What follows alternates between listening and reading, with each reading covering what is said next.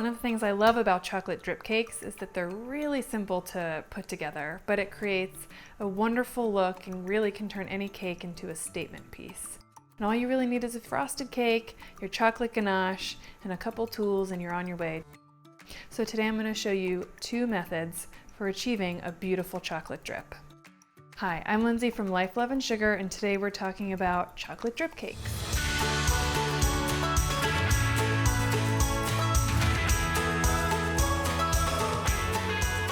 So when you're putting together a drip cake, the first thing you're going to need is your chocolate ganache. I use semi-sweet chocolate chips and heavy cream. We're going to heat our heavy cream until it's boiling, add it to our chocolate chips, let it sit for a couple minutes so it can melt our chocolate, and then we'll whisk it till it's smooth, and we'll get ready to do our cake.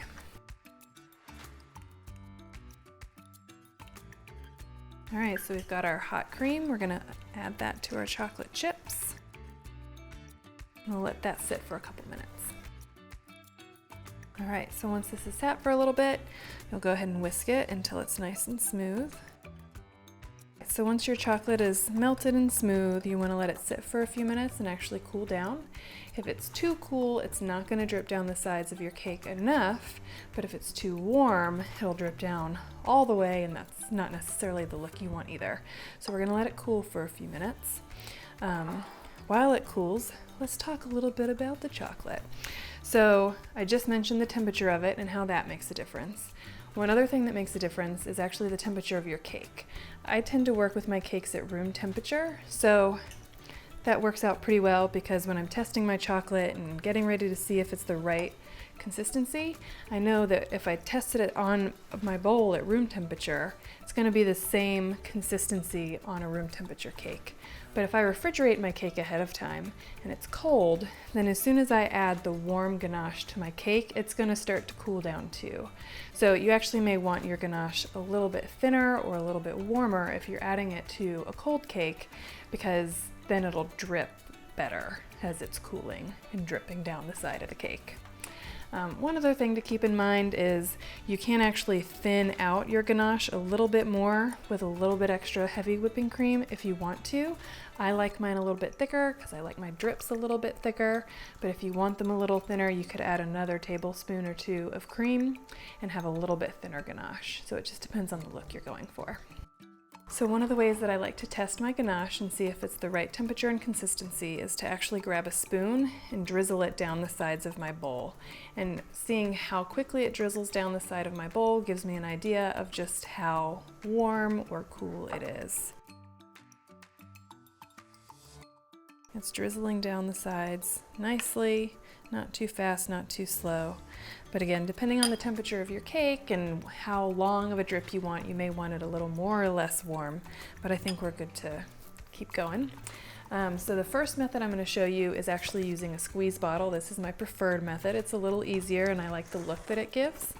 But we'll go ahead and add our chocolate to our squeeze bottle.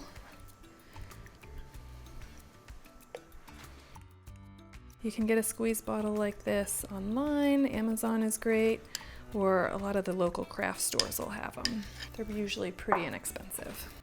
Here's our cake. I like to have it on a turntable because it just makes it easier to turn the cake and keep going. I can basically hold this in place and turn the cake rather than trying to move this around the cake. So the turntable is really nice and works well. As you're applying this, so we're going to turn it over and squeeze it, but you're going to hold it pretty close to your cake and you're going to gently squeeze out the chocolate, kind of release pressure as you're moving to the next drip, and then keep going. The longer you're squeezing, the longer drip you're getting. So just keep that in mind as you go, and you can actually work pretty quickly with the squeeze bottle. You can also keep in mind as you're doing it that I like a little variety in my drips. I don't want them to all be the same length. So I make some a little longer and some a little shorter by just squeezing a little longer in one place than another. So once you've got your drips going down the side, we're going to want to fill in the top. You can use your squeeze bottle to squeeze it around, or you can just open up your bottle and pour the ganache on top. And then you'll want to grab an offset spatula and just spread that around the top of the cake. Just smooth out the top. And actually, if you want to, you can do a little design in the top of your chocolate. You could use your offset spatula and just kind of hold it on here as you turn your turntable and work your way out, Create a nice little spiral on there. It's a fun way to finish off the top.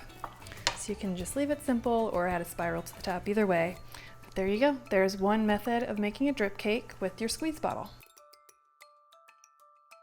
All right, so the second method of making a drip cake we're going to talk about today is just a simple method of using a spoon. You don't really need any extra equipment. You've got spoons at home, so this is a great method if you don't have a squeeze bottle or you don't want to have to buy one. Here you're really just going to get spoonfuls of your chocolate and drip it down the sides of your cake. And you just are going to kind of pull it on top of your cake a little and let it fall down the sides. So this will take a bit longer than the other one just because the squeeze bottle is so quick and it'll look a little different, but it's a great method to use as well.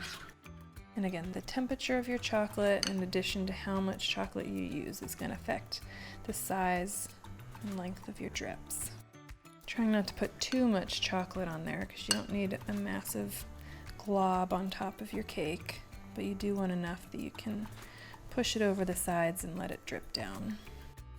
You can see these are also kind of like wider drips, whereas with the squeeze bottle it's much thinner. All right, so like with the other cake, we're going to add the rest of our ganache to the top and just spread that around. Get that nice and even. So this is our second method, just using a spoon, smoothing out the top of the cake. And there you go, you get kind of a very different look, but still a beautiful chocolate drip cake. So there you go, 2 simple, easy ways to make the same chocolate drip cake but give you a slightly different look. Depending on what tools you have and which look you prefer, you can do one, both, either, play with them. It's a really fun method to play around with, and it really does make your cakes look great and give them that wow factor. I hope you enjoyed the tutorial. To check out the full tutorial and links to all the tools I use, you can head over to my blog, lifeloveandsugar.com.